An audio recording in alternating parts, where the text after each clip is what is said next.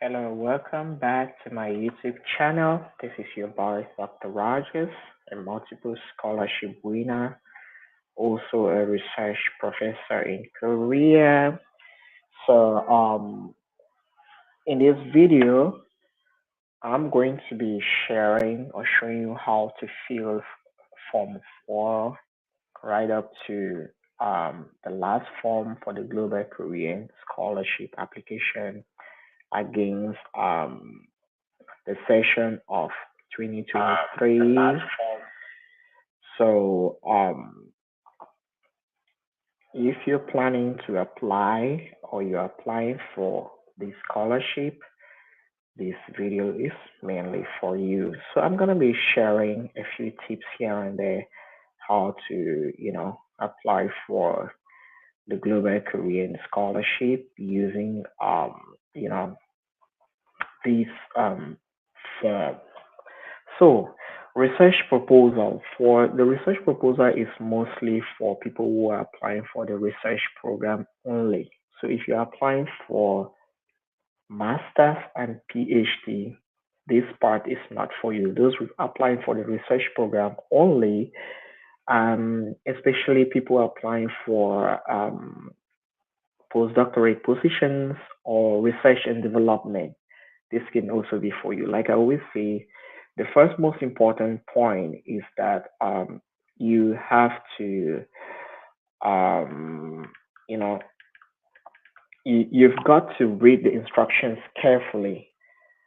So this form is required for research applicants only. So if you are from the master's and PhD, in some cases you don't need it. So you need to type it either in English or in Korean. And if your English is not really good, your Korean is not good, please do not waste your time applying these in do not waste your time to apply to write in Korean because you might not be able to share the information accordingly and appropriately. So use a language which is most favorable for you. So for the research proposal, the essence or the aim of this is to see which research topic you're looking forward to, apply for, and is it attractable enough? So the first tip is that do not propose research which is already old. For example, I'm a soil expert. One of my areas of study interest is on soil carbon sequestration. So, and the area of soil carbon sequestration is pretty old. So, if you want to, you're proposing to come and study soil sequestration, let's say in agricultural fields, what is what is that thing that you want to study? What is the new thing you're going to be updating with your study in soil carbon sequestration? Do not bring something very old because nobody is going to really be interested in it. So, for example, soil carbon sequestration is a method whereby the amount of carbon stored in the atmosphere can be sequestered, to mitigate climate change. So, and there are so many new things that are in this area of research interest. And for you to get it, you need to read a lot of review papers. Usually, review papers you're going to find which is the current trending area of research in them, and then you add that. When you put that up, I'm sure you will definitely find, you know, a supervisor or somebody in Korea who is interested in that area of research interest. Mind you, Koreans are very advanced in their area of research. So they are quite advanced people. So if you're bringing in something which is not, innovative, they might not be interested because research in Korea is pretty advanced.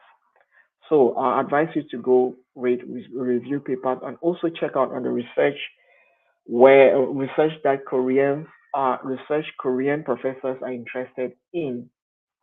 Or you can also check on the website of the research institutes that are focused with research in Korea. For example, If you want to check KAIST, that's Korea Institute of Science and Development, it's one of the top institutes in the world. So you've got to check what they're interested in. Or you can also check at maybe, for example, Taiwan National University. You've got to check what is the area of research interest people or students in Taiwan are interested in, and you look that up. So for your research objectives, you need to clearly specify what are your research objectives. Do not go listing points. Nobody is going to look at that because that will not be, professional enough. So people want to really know or really want to see that you are bringing in something new, which is quite innovative, so that they can be able to invest in you. And the detailed research plan, also, you should write that out well, accordingly and appropriately, uh, so that people will see what you want to research on. Don't bring something new, and the worst thing you can do is just to go and copy and paste. Once that is found, your is just going to be thrown away. And also your research methodology.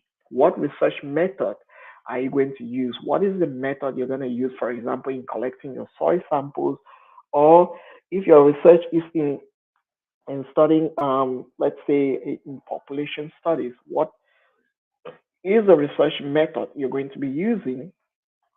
You should outline that well specifically and clearly. And expected results, what are the expected results that you are going to see? For example, if your hypothesis is that land use change is going to contribute to change in soil organic carbon, that could be an expected result from what you are expecting.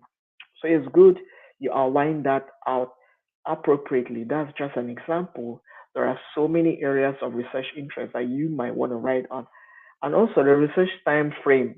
When writing your research time frame, it's important you outline how it should fall in line with the research scholarship, because usually I think it ranges from a year or so. So you can write your research time frame for 1 year. Do not go writing your research frame for more than a year because they're not going to look at it. And then please write as much details as possible, not just um, exceeding 5 pages. So in this case, they want it to be have up to 5 pages. So it needs to be very explicit. You need to be quite explicit as much as possible and remove this instruction part. So all of this, you remove it after writing. So your research proposal, like I always say, tell students, there is no shortcut to writing a research proposal. You've got to read. Go to Google Scholar, check out on review papers, and see what are the trending areas of research, what are the things that scientists are interested in. Or another part, you can go into the different research institutes that are currently carrying out research and look at what kind of research they are actually, you know, executing. Then from there, you will be able to, write out the research that you are interested in. Once that is done, then you'll be able to come up with a very good research proposal. Because if you go, for example, you're applying to KAIST and your area of research, what you're proposing is doesn't really fall in line with you, it might be a little bit tricky because you might not find a supervisor or somebody who will be willing to supervise you. So first step, usually I encourage students to maybe maybe you can go and you might maybe want to go um you know check out the research, the professors, check what area of research are they into. Then you narrow down your research closer to the area or closer to what these folks or these people research on. That is very important when doing that. So we're gonna when that now we're gonna go to the recommendation letter part. This is also one very important aspect of the Global Career and Scholarship, which each and every student must provide. Because if you do not provide a recommendation letter, you are going to not lose the scholarship. This is one aspect which is very important. So what you do is you provide this form. They're going to you provide this form to whosoever is going to recommend you. The person is going to write his name, his given name, his country of citizenship, your desired degree. Which one are you applying for? Master's, doctorate, or research? Again, research is for people who have a PhD already. This is for people having a PhD to the best of my knowledge. This is for people having a PhD. So if you do not have a PhD, then research part might not be applicable for you. Bear that in mind. It's very important you have this distinction when you are applying for this scholarship because you know if you are going to apply for the research part when you are having just a bachelor degree, you might not end up having the scholarship. You need to cross check that again out. Very important. So your intended measure, you write that out, and then you fill that part up, your name of the applicant, fill it out. Like I always say, your name should be in line with what you have on your passport and your certificates. Because if you switch the name, if you change the order, then you might, you know, you might see that or you might find that there are two different people. For example, if your name is John McCain and you go fill Mark John Kane, those are totally different people. This little bit of information is something that usually applicants missing that out might end up missing the scholarship. So it's very important you have that out or you have that specified in mind.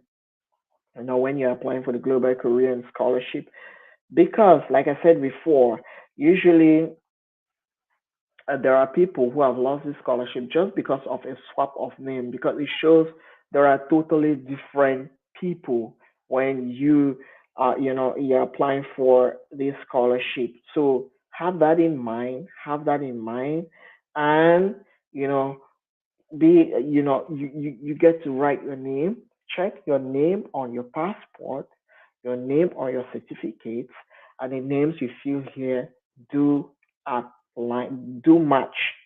Very important. Very, very, very important.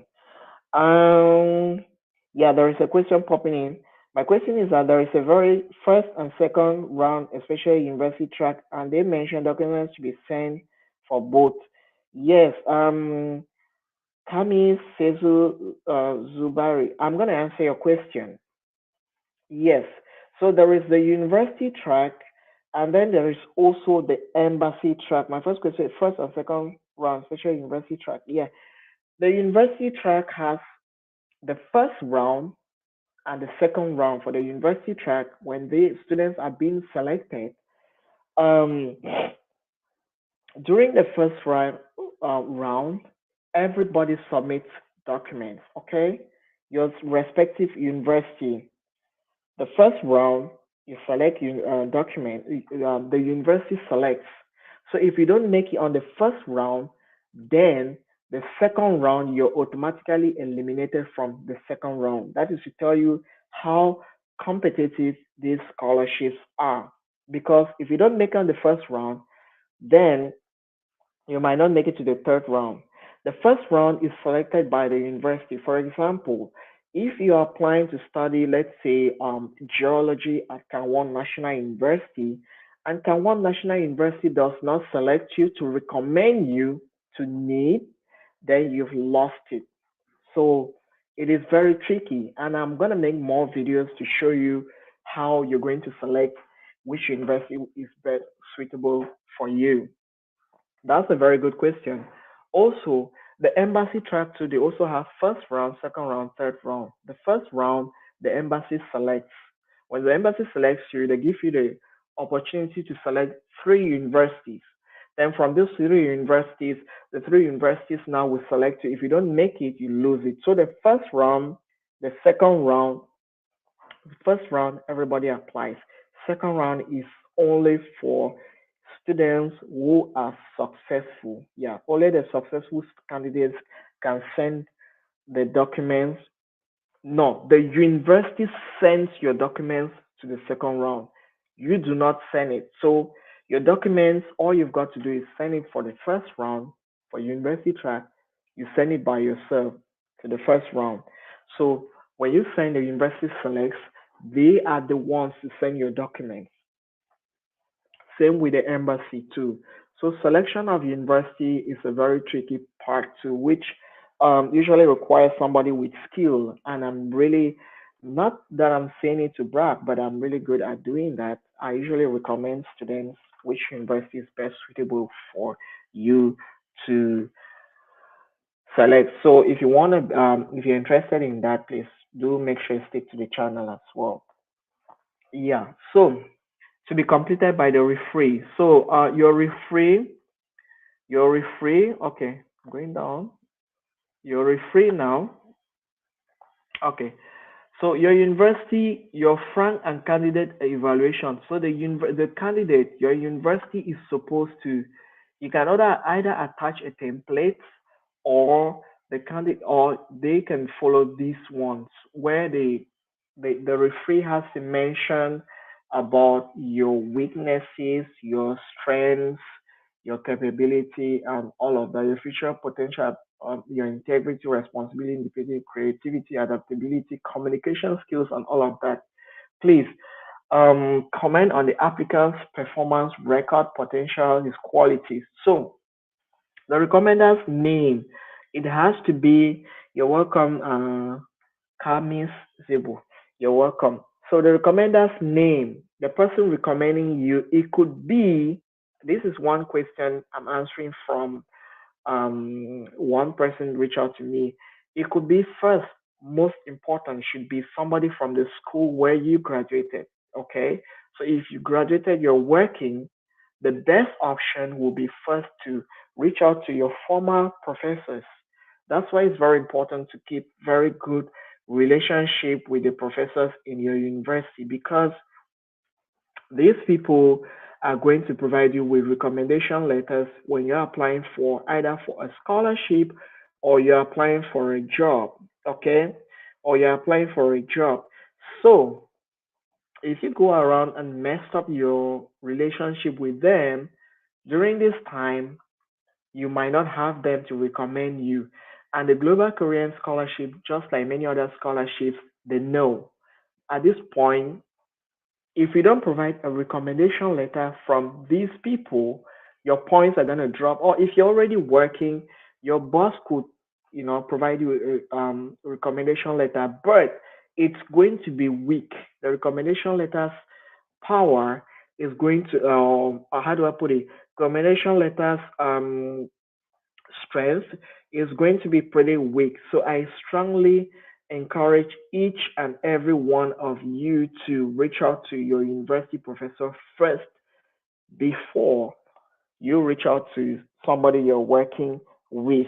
So he's going to provide his title, his school institution, his address, email, zip code, and all of that. And most of the time, I will encourage you to tell them to provide, for their email addresses, they should provide their, not their personal email address, but the email address of the institution where they are working at. For example, if you're a graduate from, let's say, Addis Ababa University, professors from Addis Ababa University use their institution email address. For example, it's going to be, let's say, John at addis.u, or not his private email. But if he doesn't have private, you can add that out. These are ways of adding strength to your manners, to your application when you are applying for the Global Korean Scholarship. Because mind you,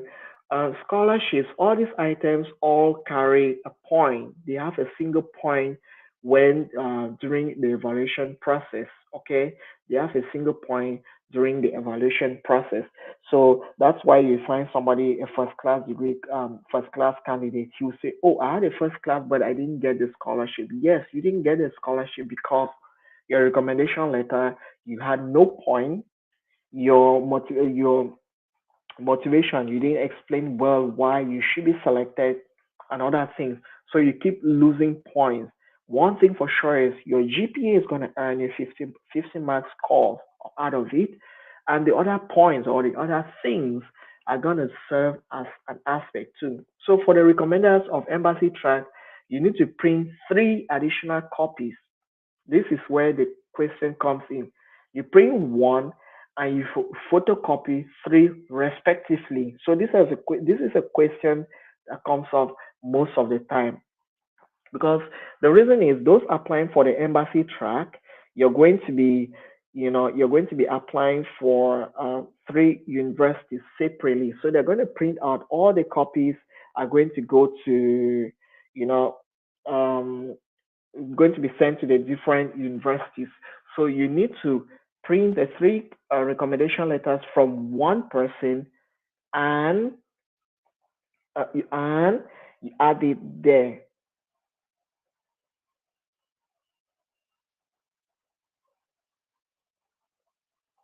You add it there. So um, you get, for example, if your professor is, let's say, John, you can go to John and one person recommend a photocopy, or if you can get from all 3 or 4 of them, it's still good. It's still good. Print out, make 3 additional copies of the letter you wrote, sign all the copies. So these instructions, then you need to tell the whosoever is going to recommend you that you are applying, for example, for embassy travel, so that they can print that out and you photocopy and you enclose all the 4 letters. This forms all together in an official envelope sealed across the flap. This is a very important part. Okay, this part, this is what actually makes the authentication, or makes authentic, or makes it valid or original, or because this form, whosoever getting it from the embassy or the Korean embassy, they are going to cross check. Okay, they are going to cross check. So if you do not, he doesn't sign, okay, official envelope, because some universities they have official envelope. For example, I did my master's at Hawassa University. Hawassa University has its own official envelopes. Dongguk University has it. I did my PhD. Even Kangwon now, where I study, they have it, the envelopes. Even Harvard University has its own envelopes. Or if it's not official, they should get an A4 envelope. You put it inside, seal. The professor's official stamp should be across the flap and sign. You, as a candidate, please do not open it. If you open it, then it is not valid. It will be felt or seen as being tampered with, and nobody is going to regard it.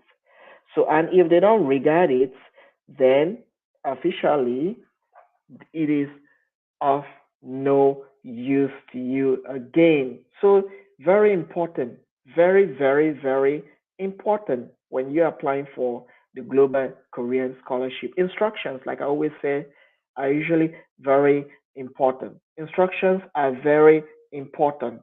Okay? Instructions are very important. I say it and repeat again. When you do not follow instructions, you're definitely losing the scholarship. You're going to miss out something, even if your GPA is very good. This is the part where they help in distinguishing students, because one person did not follow instructions. And usually, candidates are fond of this, you know, during the last hours or the last few days of the Global Korean Scholarships, you find candidates herring, struggling, and making sure, you know, they put everything and they forget. And if you give it to your professor, if he doesn't seal and sign, it has no value, it has no weight, it has nothing. Okay? So it's very important when you're applying for the Global Korean Scholarship. So the letter of invitation. This letter of invitation is for the research program. And the letter of invitation usually also, I think this one also, let's look at it together. Okay, first, so this letter tells you what this letter tells you for the research program. Again, this just came up to my mind too. If you are in a different country, okay, because most of the time people ask me, Dr. Rogers, how can I visit a research team, a research lab in Korea? I would love to come, come career research. This can also be a good program for you if you only completed by the staff or faculty of the university, okay, inviting university. So this form, for example, I cannot fill this form for any student who is coming to study in my university or at our university. I cannot fill this form, but if you want come visit join our team, for example, you need to probably reach out to my boss and email him. If he's interested, he's gonna invite you, not me. Okay, the staff or the faculty. All right. Oh, also staff too. Also find out if the staff who fills this form is able or willing to host you. Okay, he's willing to host you. So this form is required for research program only. Those coming for research. This is a very good one for people looking forward to come do research in Korea. For example, if you have your PhD already, you want to come do research, or are you at your research? Let's say completing your PhD, so you fill your current position or current position, your current affiliation, nationality, department, signature. So he is going to fill that out. The person in Korea where you be filling. So you check the access to the university, okay, university support plan. If they're going to participate in a university research project, support coursework, auditing costs, research office, financial support, conferences on campus. So these are the things that the professor or the institute supporting you are going to provide for you. So they will tell you if they are able to provide you with these items or not. And the Global Korean Scholarship is going to ensure that. So it's their responsibility for them to do that. That to confirm the university will be approved as a research scholar under the Global Korean Scholarship. So first, this part now falls for people who usually like some of my videos you've seen. I tell students to I tell students you know I usually tell students if you want to study in Korea, you should send cold emails. Sometimes you can reach out to professors and send them emails, which is another skill too, which you can reach out to them in advance. And you have to be very polite, short mail, straight to the point with your CV. You email them. If they are interested, they're gonna definitely tell you, okay, we are interested to host you. If they are not interested, they will tell you. Some professors in Korea do not know about this program. So when you're emailing them, it will be very respectful and kind of you if you can kindly, let them know that there is something like this and you would love to join so that they can look at it and tell you, okay, fine, you know what I consider, you know what I am not able. Okay. So it's very important you let them know about all these kinds of things when you're reaching out to apply for the Global Korean Scholarship. Okay, so more and more tips for people who are going to be filling that out. Again, when writing your name, make sure the order of your name is the same, like the order of your name within your passport, within your transcripts, your certificate. I have a very short story. When I started applying for scholarships back then, that was in 2011. I've benefited from so many scholarships, guys, but I didn't get these scholarships without making mistakes. My first ever scholarship I tried applying for was a German scholarship, and the only mistake I made was the wrong order of my names. Okay, I did not take time to check. So when I sent my documents for someone to confirm, to help me confirm, um, um, um, there's what we call confirm paternity. There's a document to confirm that my parents are Cameroonians, which the that scholarship request for. I think Global Korean scholarship also request for that document to be sure that you're not a Korean. So I had to send that document. I was born in a different part in Cameroon, and I live in another part in Cameroon. So I sent someone to do it for me. So when the person sent it back, they had swapped the area, the names. So I didn't check the order of the names. And just from that mistake, when I went to the German embassy, I was told, sorry, sir, the academy cannot accept this. Mind you, I've been preparing for this scholarship for the last 6 months. Okay. So I lost it just like that. So these are little errors which you or anybody can make if you do not, you know, if you do not specifically check when you're applying for this scholarship. So it's very important you do check them, and you know check those things, those criteria, and cross check because you never know where you can make a mistake. You never know. So, and these are things which candidates applying for scholarships, you see them 2 or 3 days beforehand. When they come to start applying, they start sending tons of mails. Dr. Rogers, this is that, this is that. I will not have time then. So please do make sure you check now if you have any of such um, questions. You should go through these videos so that you can be able to access or to help you. You know, so always check those things.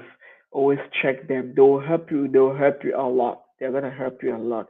For you, it might not make sense now, but when you're applying for it and you come ahead and you face these problems, then you know what I'm talking about. Mind you, it's a competition, so they are looking forward to candidates who can follow instructions as best as possible. Because if you start showing that you cannot follow instructions, it means that when you come to Korea, you're going to be trouble for people applying for these scholarships. So, um, and mind you, they are not going to be sponsoring you to study for a scholarship, and then um, again sponsoring you to sponsor to this scholarship, and again spending so much money on you and you cannot follow simple instructions you know so always do that. All right, then I've spoken about invitation letters with research applicants. So reaching out to professors in Korea, let them know because some of them do not really know. So there's GKS application agreement. The GKS application agreement, it's very important you sign this out. As an applicant for graduate degree program, you need to agree to all of this. You know, you need to agree, sign, tick all these boxes. And this again, like I said before, in Korea is a very lawful country where laws are respected.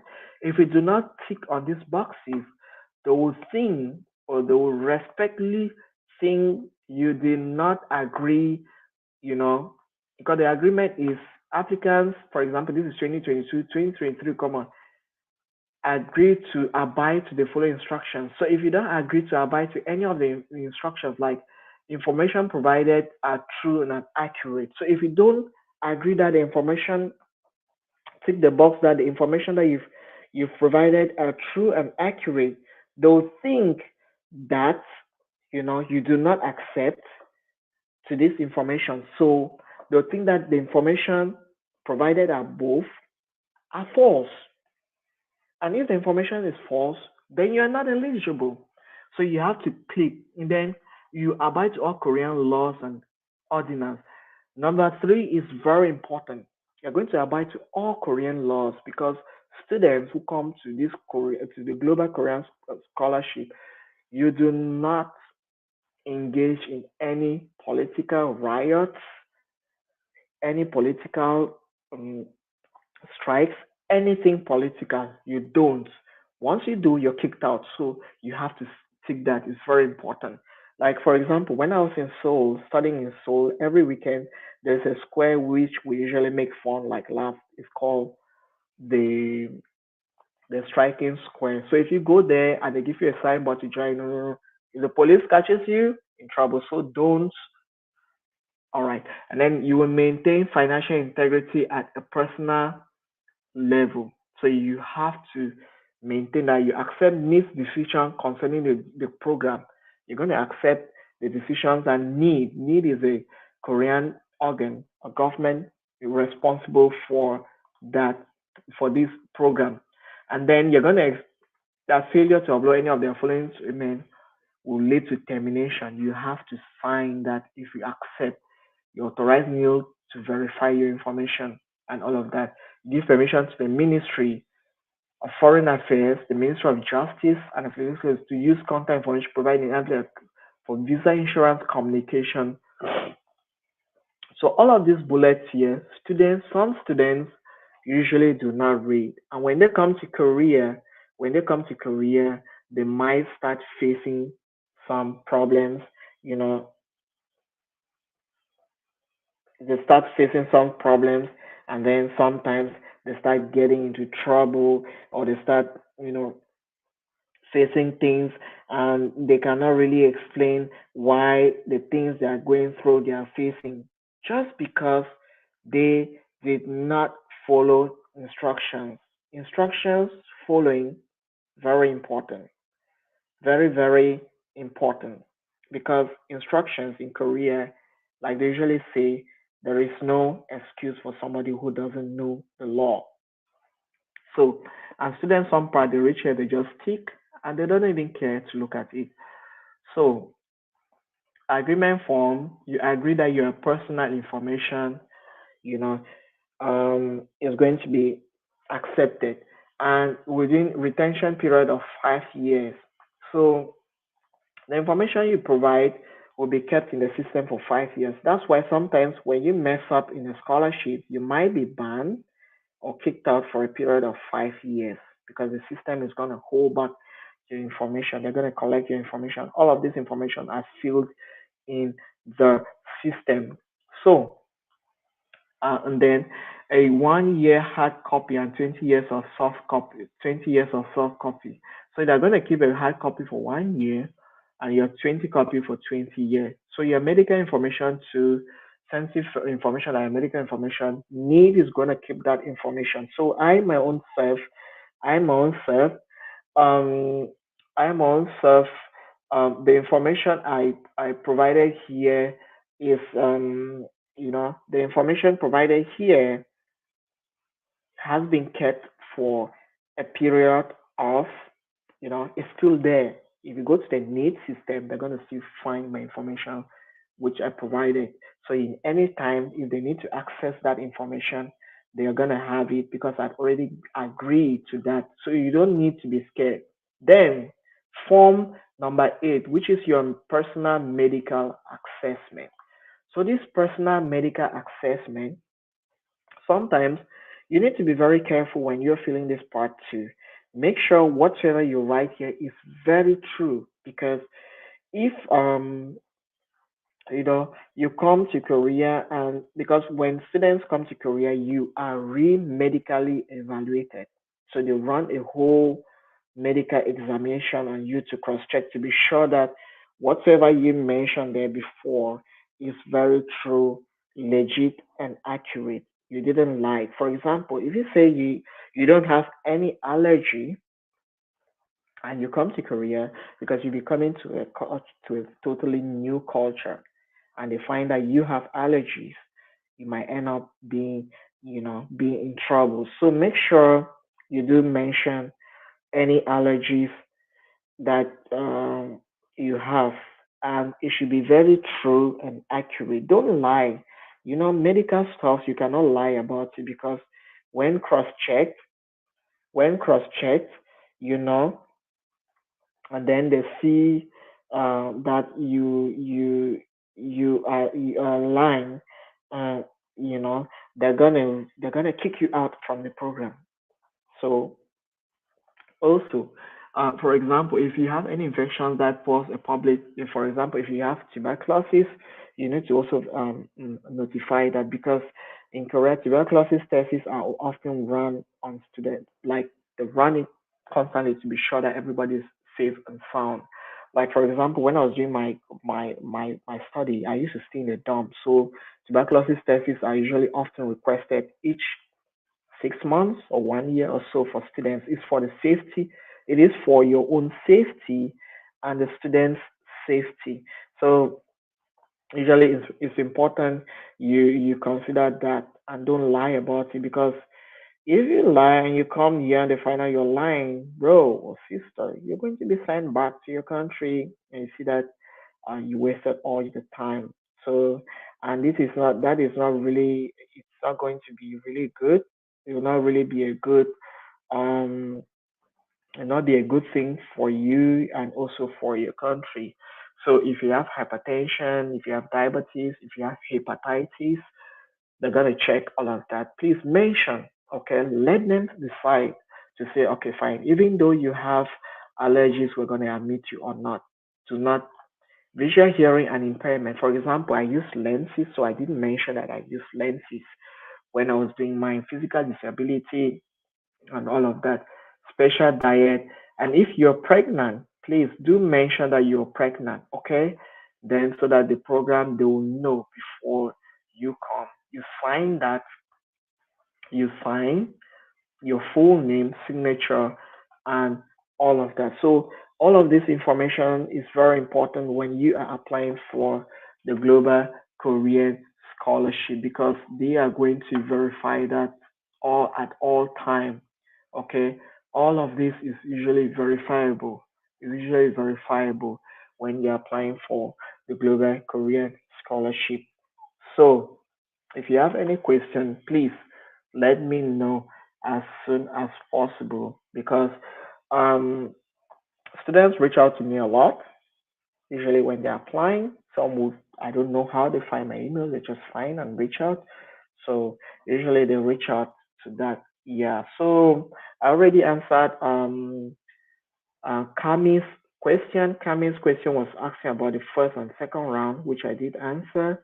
You have just university degree. You have just you have one role to apply during the first round. If you're selected, fine, they're gonna get you. But if you're not, then you're gonna be kicked out from. You will not make it to the second round.